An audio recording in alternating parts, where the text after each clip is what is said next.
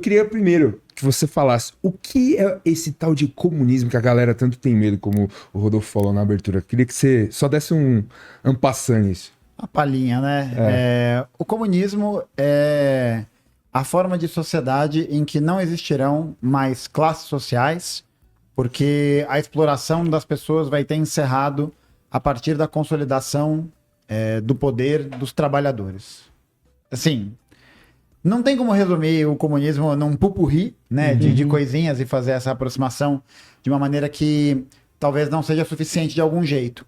Mas eu acho que o comunismo ele é um processo, né, histórico, ele é parte de um processo de um desenvolvimento histórico que visa justamente construir uma sociedade que não tenha essas dinâmicas de explorações, né, que visa construir uma sociedade em que os trabalhadores, em seus vários segmentos, em suas várias existências, vão conseguir ter a consolidação para uma vida digna, né, e uma vida em que seja possível construir uma sociedade em que as pessoas sejam emancipadas, né? E nessa questão de pensar pessoas emancipadas, não é porque elas terão a liberdade meramente jurídica, né, de poder ter direito a alguma coisa, né? Não é só essa perspectiva, né? Mas é de conseguir de fato transformar essa emancipação e essa liberdade em algo do elemento concreto, né? Porque a gente percebe que boa parte das coisas que existem na sociedade contemporânea, né, que são ligadas à formação do sistema capitalista, que é o sistema na sua fase imperialista que a gente vive hoje, vários desses problemas que a gente tem, né, que são muitas vezes restritores dessa emancipação, dessa dignidade, são com relação às questões de como as relações econômicas se colocam no mundo. Né? Acho que esse é o primeiro passo fundamental. Né? Eu acho que o comunismo é entender que há constantemente, né, como Marx e Engels explicitam, a ideia de um motor da história, que é o fato de que, ao longo da história, as classes se degladeiam, né, no sentido de que há um conjunto de pessoas que pertencem a uma classe, e aí essa classe explora outras classes para poder conseguir manter a sua estabilidade. E é claro, né, isso tem uma série de alterações ao longo da história, né, claro, mas há um processo muito grande de hereditariedade. Então se entende que essas relações econômicas que norteiam a forma de como a gente vive o nosso mundo são relações econômicas históricas, portanto, né?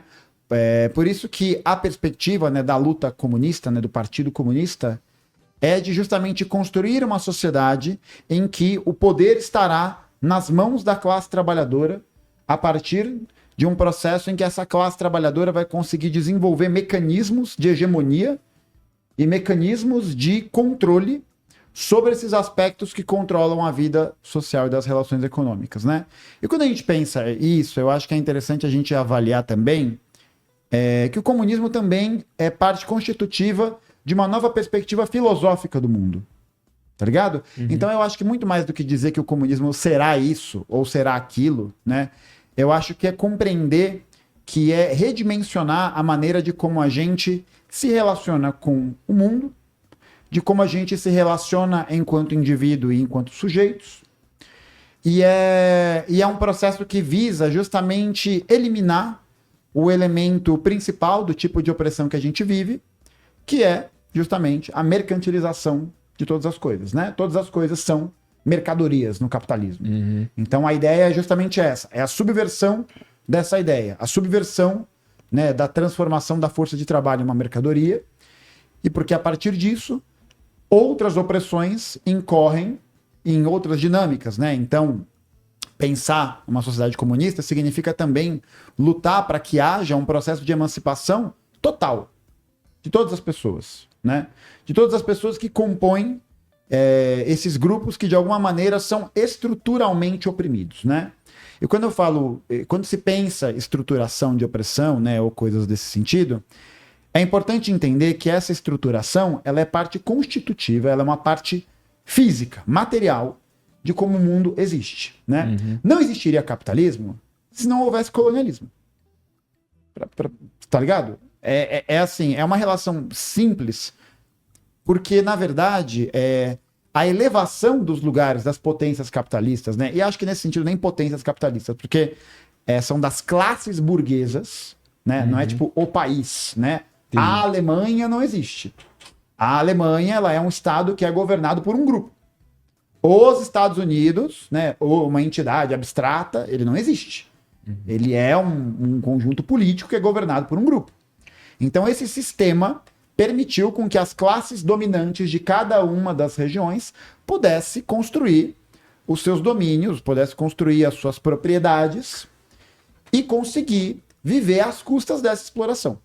E isso acontece, né, de maneira a partir da atuação do capitalismo É central. muito foda pensar por essa perspectiva. Eu nunca tinha parado pra pensar.